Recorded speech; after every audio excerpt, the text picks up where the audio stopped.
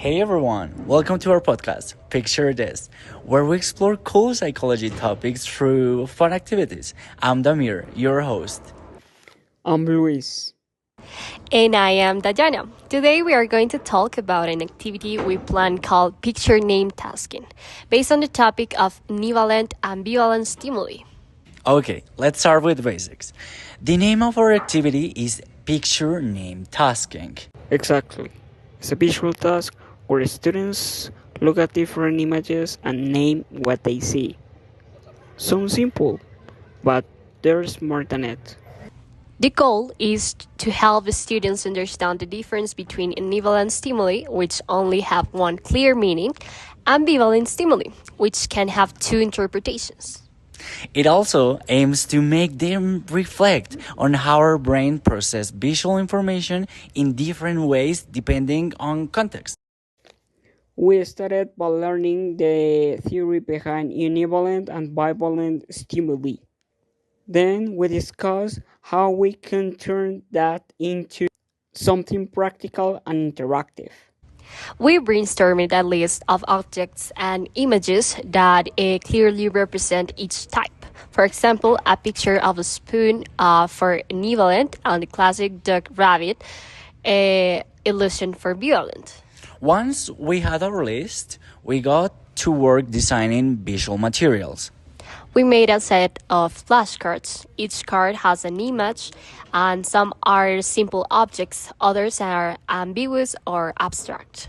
We also designed a worksheet where students write what they see, how are they, and whether they think that is ambivalent or bivalent.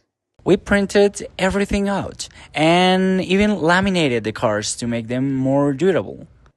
Here's how we carry out. First, we start with a short explanation of the topic. Second one, then we show the flashcards by one. Third one, students have to name what they saw as fast as possible. Four, after that, we discuss each image as a group.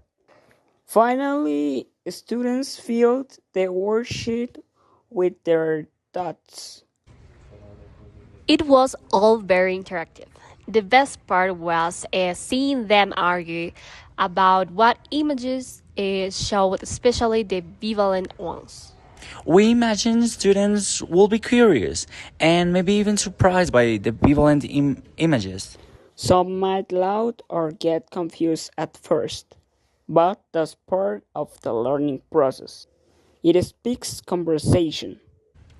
And it's a fun way to get them thinking critically beyond just one answer. For this activity, we expect students to identify the differences between ambivalent and bivalent stimuli, improve their ability to classify the visual information, improve cognitive flexibility. And hopefully, they'll also realize how perception isn't always straightforward. That's it for today's episode of Picture This. We hope you enjoyed learning about univalent and ambivalent stimuli as much as we enjoyed creating the activity. If you want to see our materials or try the activity yourself, check the links in the description. That's it for today's episode of Picture This. We hope you enjoyed learning about univalent and ambivalent stimuli as much as we enjoyed creating the activity. Thanks for listening, and don't forget, sometimes you see. Perdón. Thanks for listening, and don't forget, sometimes what you see depends on how you look at it.